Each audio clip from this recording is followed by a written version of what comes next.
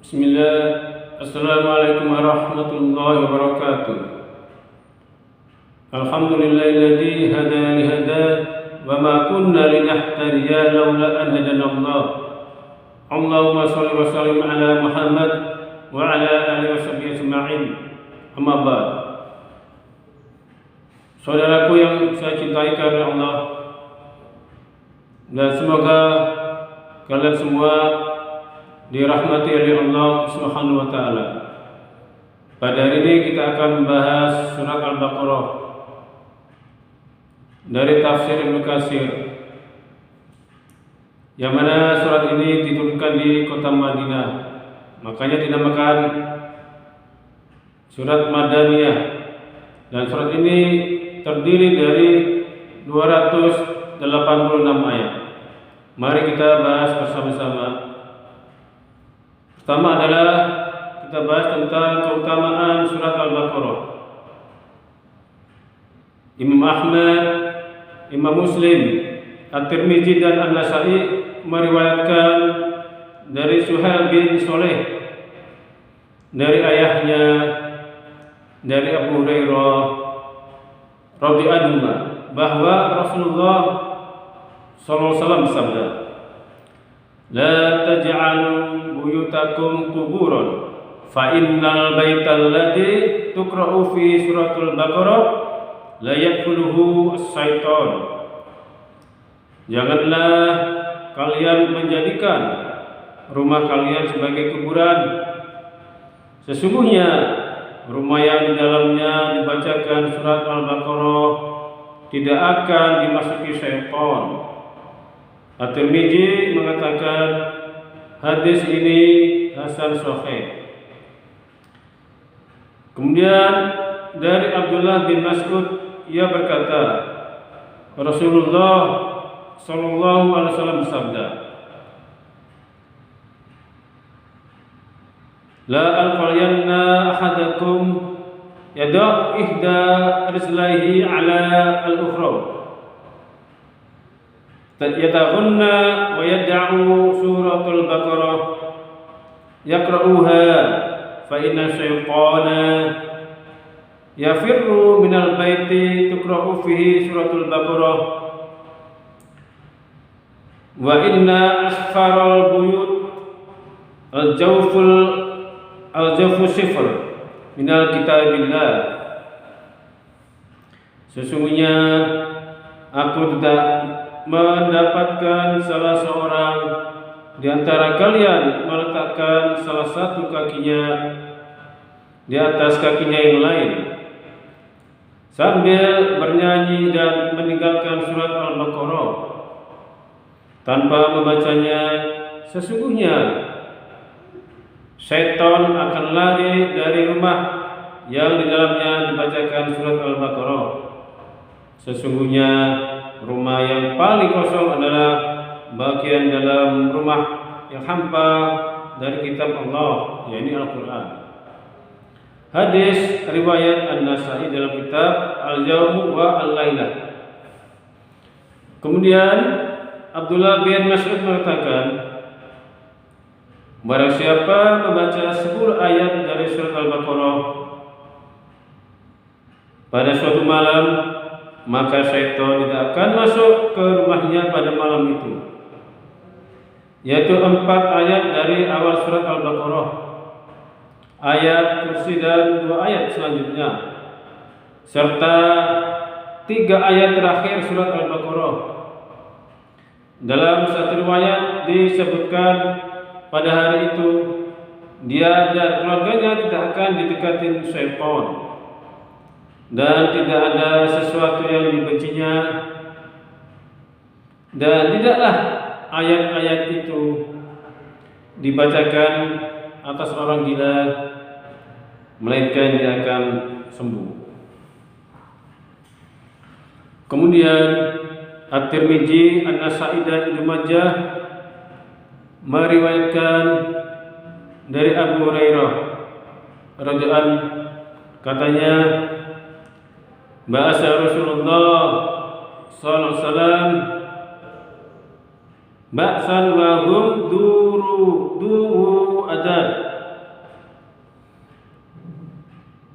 fastaqra'ahum fastaqra kulla wahidin minhum ma ma'ahu minal qur'ani fa'ata ala man ahdaihim say'an faqala ma ma'aka ya fulan faqala ma'i kada wa kada wa suratul baqarah faqala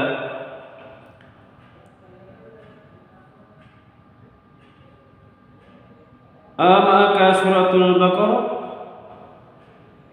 qala na'am qala idhab fa anta amiruhum faqala rajulun min asrafihim wallahi ma ma'ani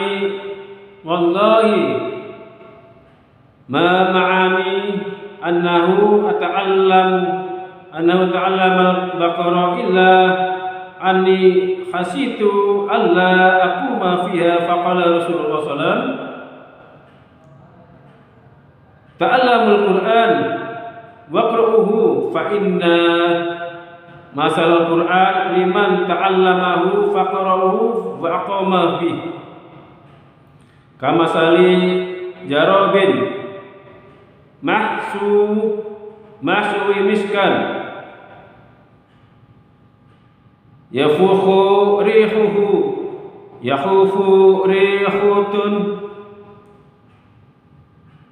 yafuhu rihutuhu fi kulli makanin wa masalu man ta'allamahu fayarakudu wa huwa fi jawfihi jarabin auki ala miski.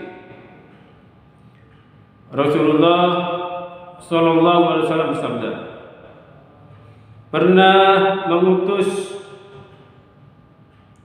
Rasulullah SAW pernah mengutus utusan yang terdiri dari beberapa orang.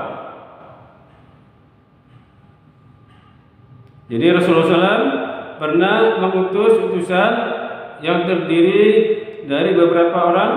Kemudian beliau memeriksa mereka. Selanjutnya beliau menguji hafalan Al-Quran dan mereka masing-masing. Lalu beliau menghampiri orang yang paling muda usianya. Seraya bertanya, surat apa yang telah kamu hafal? Orang itu menjawab, aku sudah hafal surat ini dan itu serta surat Al-Baqarah. Apakah kamu hafal surat Al-Baqarah?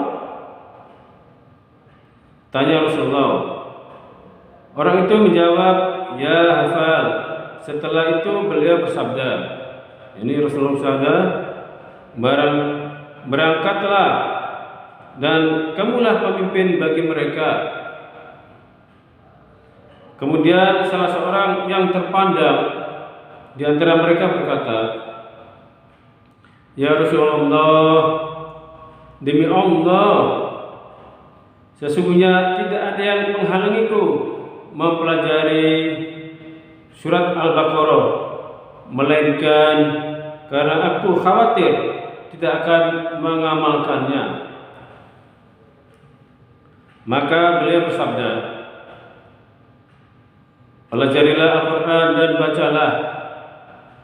Sesungguhnya perumpamaan Al-Quran bagi orang yang mempelajarinya lalu membaca dan mengamalkannya adalah seperti kambing kulit berisi minyak kasturi.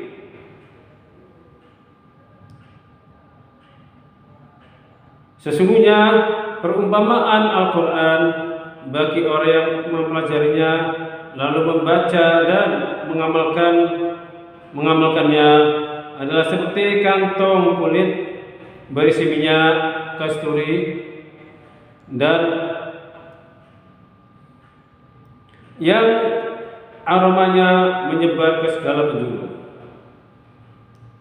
Sedangkan perumpamaan orang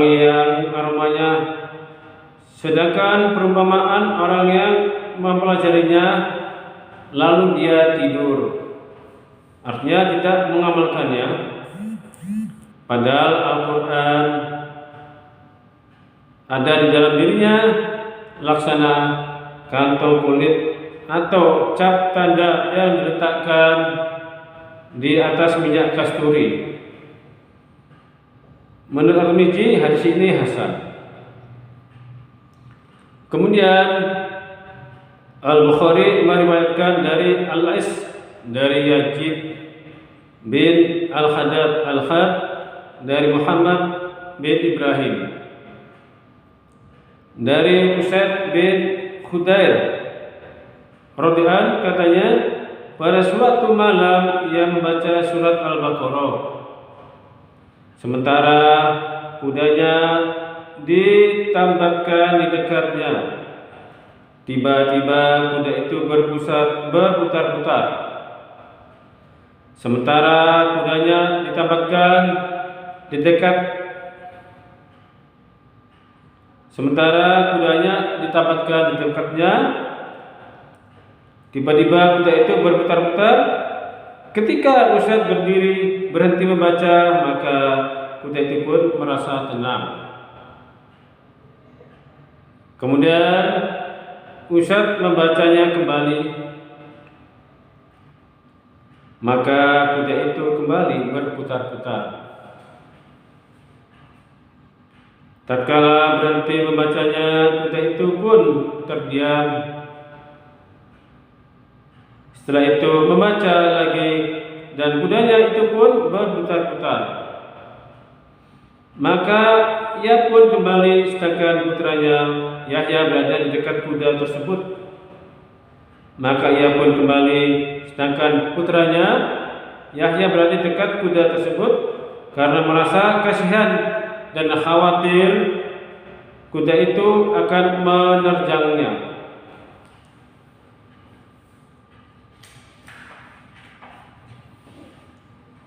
Ia mengambilnya yaitu ia mengadahkan kepalanya ke langit sampai ia tidak melihatnya. Ketika pagi hari tiba, ia menceritakan peristiwa itu kepada Nabi Sallallahu Alaihi Wasallam. Maka beliau bersabda, "Wahai putra Hudair, baca terus." Ia pun menjawab, "Ya Rasulullah, aku merasa kasihan kepada Yahya karena ia berada di dekat dengan kuda tersebut." Kemudian aku mengangkat kepalaku dan kembali melihat ke arahnya. Setelah itu aku menengadahkan kepalaku ke langit.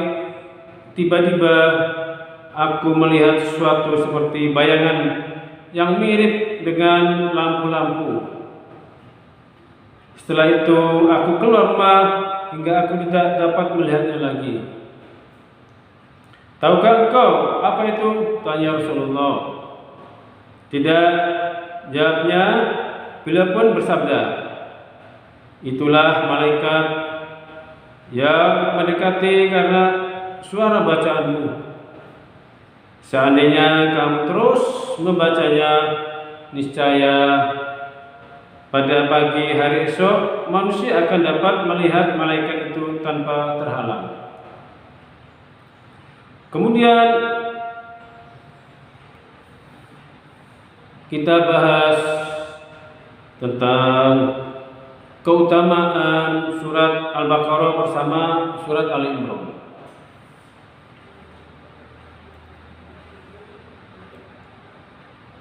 Imam Ahmad meriwayatkan dari Abu Umamah, ia berkata, "Aku pernah mendengar Rasulullah sallallahu alaihi wasallam bersabda,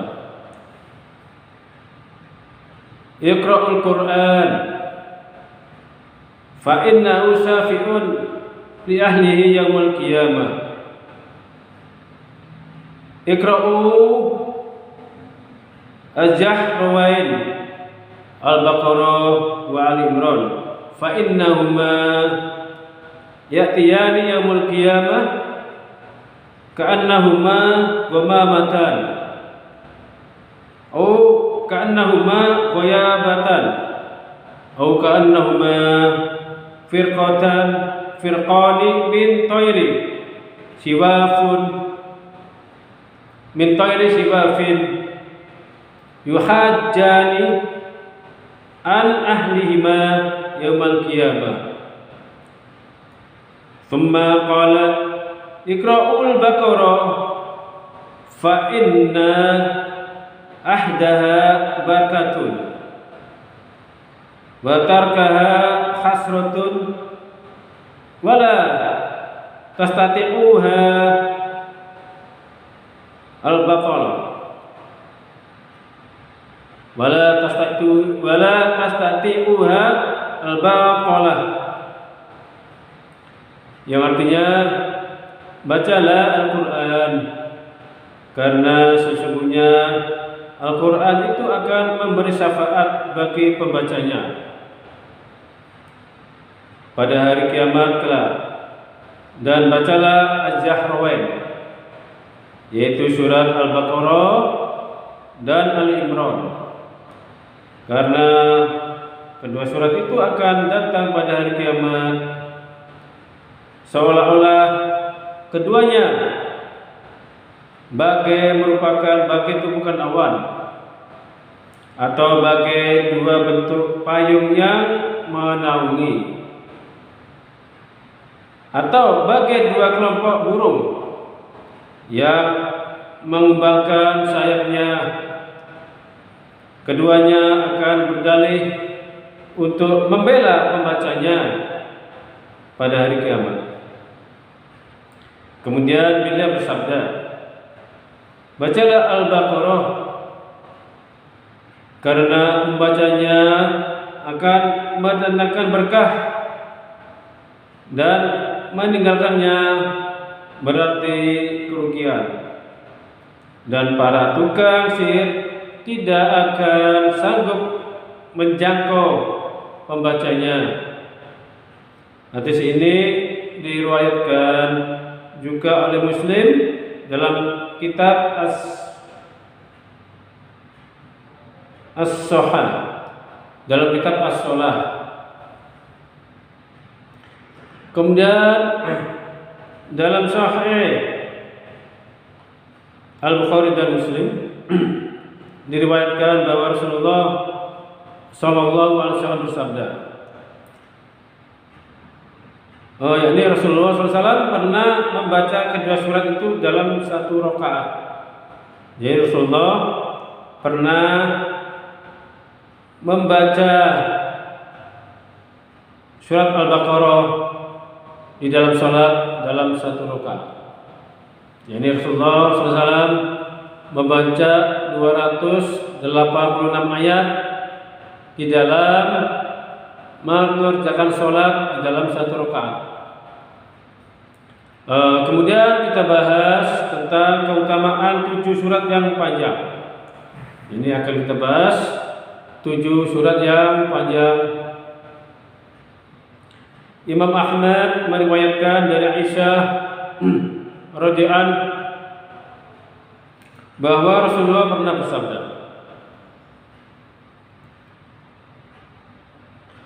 Man akhadha sab'a al-awwal min al-Qur'an fa huwa khair. Yang artinya barang siapa memperoleh 7 surat terpanjang dalam Al-Qur'an maka ia adalah orang alim.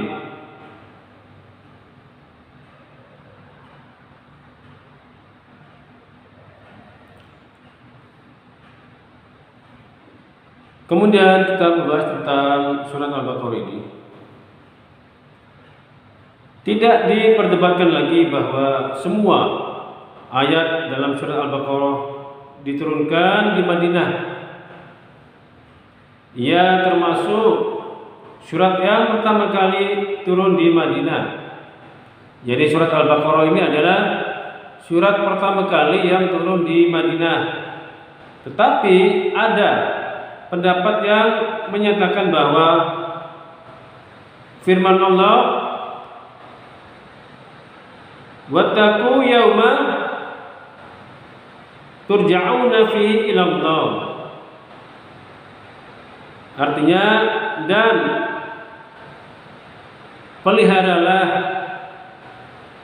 diri kalian dari azab yang terjadi pada hari yang pada waktu itu kalian dikembalikan kepada Allah.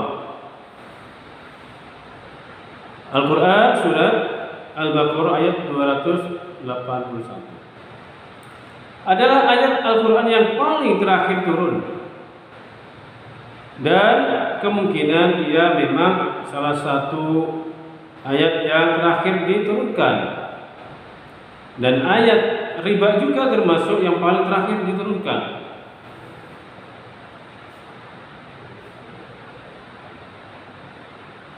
Khalid bin Ma'dan menyatakan bahwa surat Al-Baqarah mengandung 1000 kabar berita,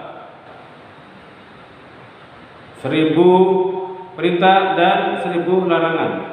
Nah ini, jadi menurut Khalid bin Ma'dan bahwa surat Al-Baqarah ini mengandung 1000 kabar berita, 1000 perintah dan 1000 larangan. Orang-orang yang menghitungnya mengatakan surat Al-Baqarah ini terdiri dari 287,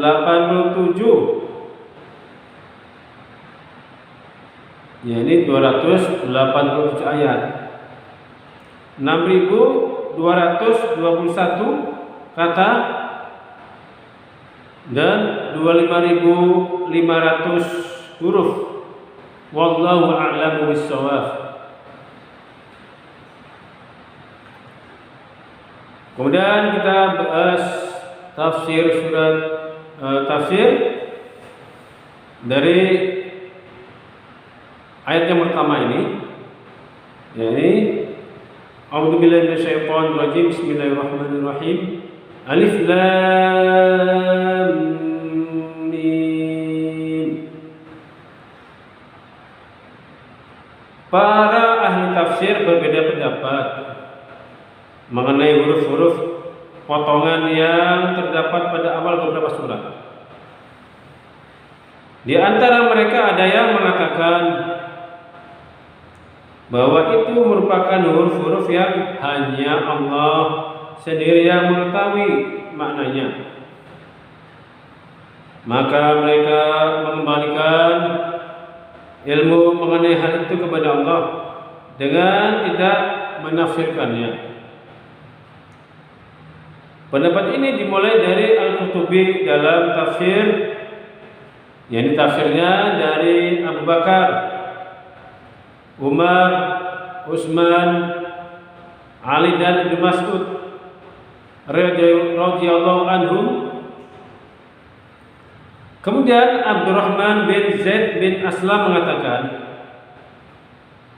huruf-huruf itu adalah nama-nama surat Al-Quran.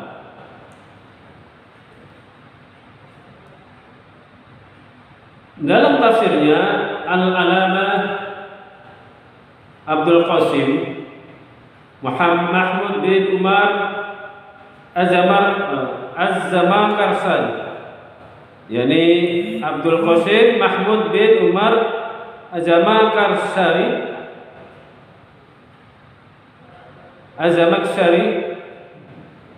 menyatakan bahwa hal itu termasuk menjadi kesepakatan.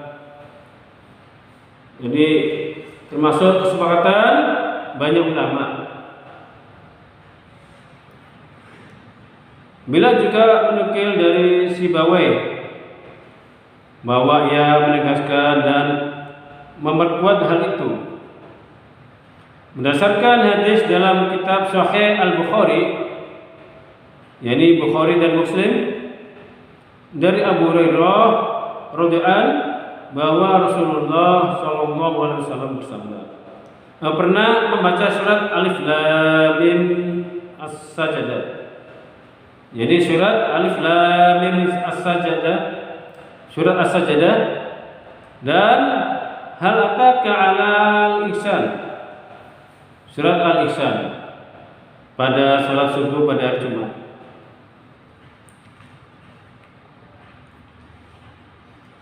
Sebagian ulama meringkas masalah ini dengan menyatakan tidak diragukan lagi bahwa huruf-huruf ini tidak diturunkan Allah Subhanahu wa taala dengan sia-sia dan tanpa makna.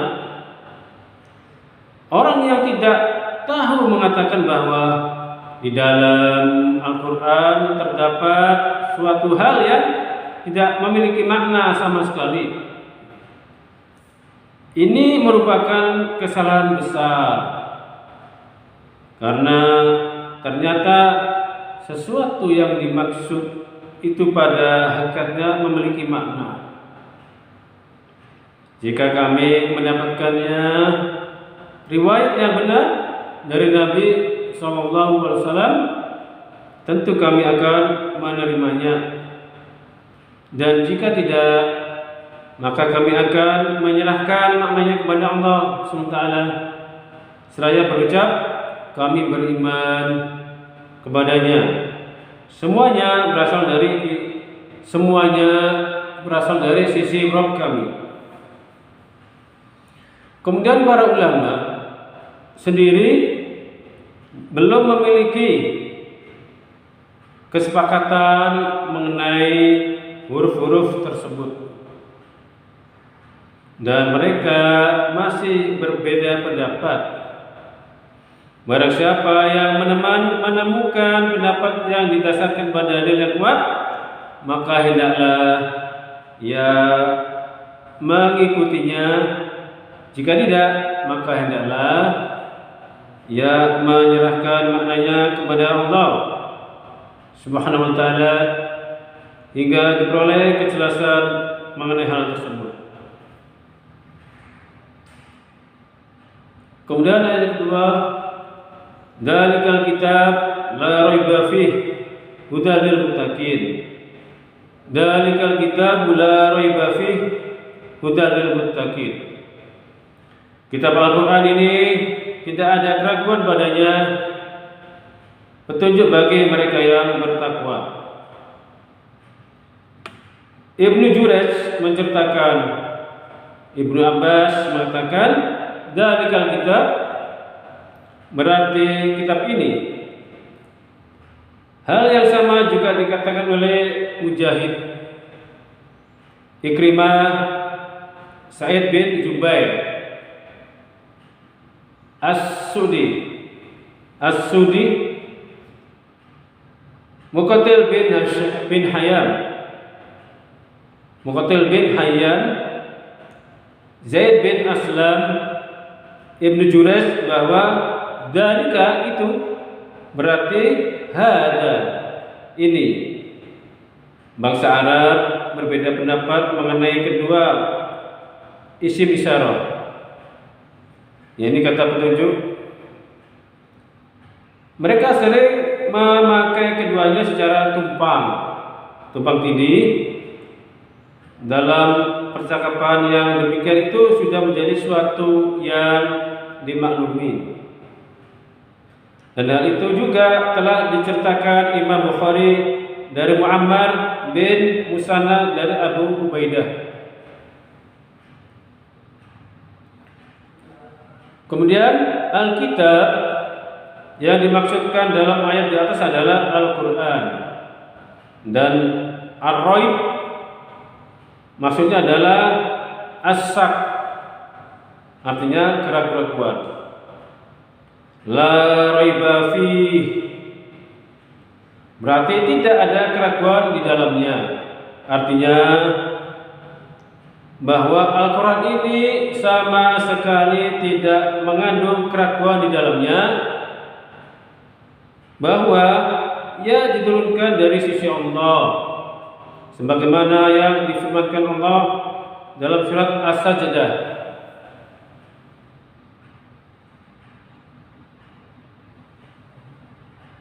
Lam tanzilul kitabi la raiba fihi mir rabbul alamin. Alif Lam Mim Tanzilul kitabi la raiba fih mir rabbil alamin, yang artinya turunnya Al-Quran yang tidak ada keraguan terhadapnya adalah dari Rabb semesta alam. Quran As-Sajdah, Quran surat As-Sajdah ayat yang pertama. Sebagian mereka mengatakan yang demikian itu merupakan berita yang berarti larangan. Artinya, janganlah kalian meragukannya. Di antara qurra ada yang menghentikan bacaannya ketika sampai pada kata la raib dan memulainya kembali dengan firman-firmannya yaitu la raiba fihi hudan lil muttaqin. Jadi memulainya kembali dengan firman-Nya yaitu fihi hudan lil muttaqin. Dan ada juga yang menghentikannya bacaan pada kata la raiba fihi. Bacaan yang berakhir ini, yakni bacaan yang terakhir ini lebih tepat karena dengan bacaan seperti itu firman-firmannya yaitu hudan, jadi sifat bagi Al-Quran itu sendiri. Dan yang demikian itu lebih baik dan mendalam dari sekadar pengertian yang menyatakan adanya petunjuk di dalamnya. Hudan ditinjau dari segi bahan bahasa Arab. Jadi hudan ini bila ditinjau dari segi bahasa Arab bisa berkedudukan marfu sebagai na'at, yakni sifat, dan bisa juga mansub sebagai hal, yakni keterangan keadaan.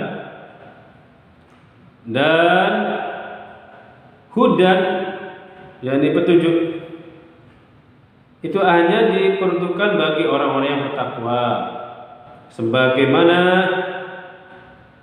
yang difirmankan Allah Ta'ala di dalam Quran surat Yunus, yang artinya wahai sekalian manusia, sesungguhnya telah datang kepada kalian pelajaran dari Rabb kalian dan penyembuh bagi berbagai penyakit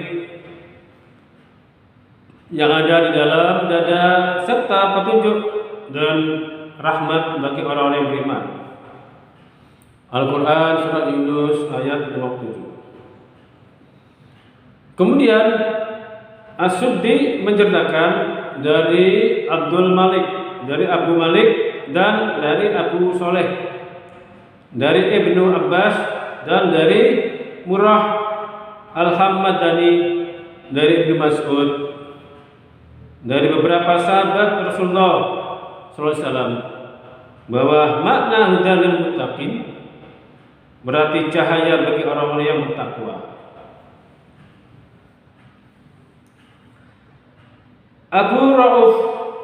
Abu Rauf menceritakan dari Ad-Dahab, dari Ibnu Abbas, ia mengatakan al-muttaqin adalah orang-orang yang mukmin yang sangat takut berbuat syirik kepada Allah dan senantiasa berbuat taat kepadanya.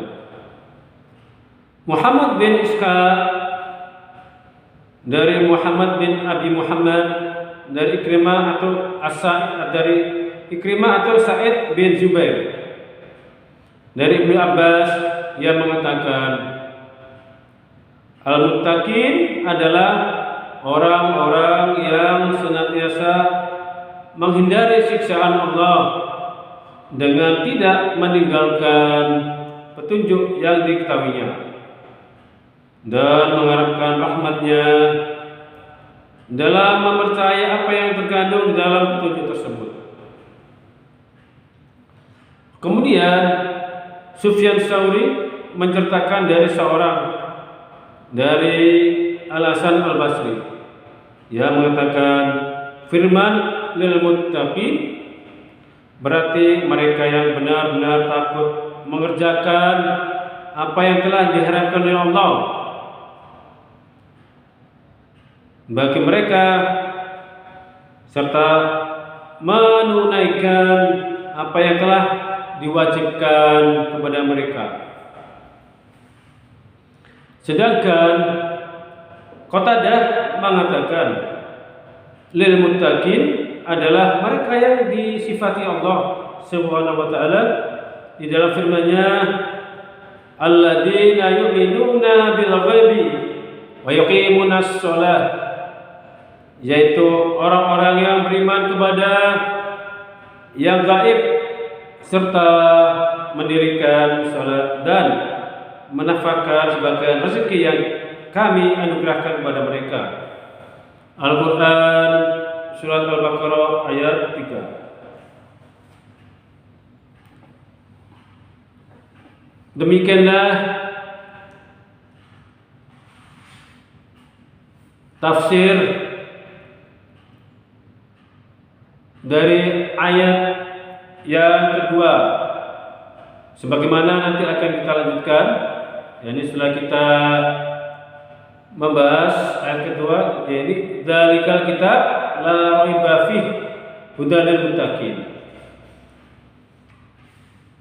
Karena waktunya tidak memungkinkan, nanti kita akan bahas kembali di lain kesempatan. Aku qouli hadza wa astaghfiru lakum. Subhanakallahumma wa bihamdika asyhadu an la ilaha illa anta astaghfiruka wa atubu ilaik. Assalamualaikum warahmatullahi wabarakatuh.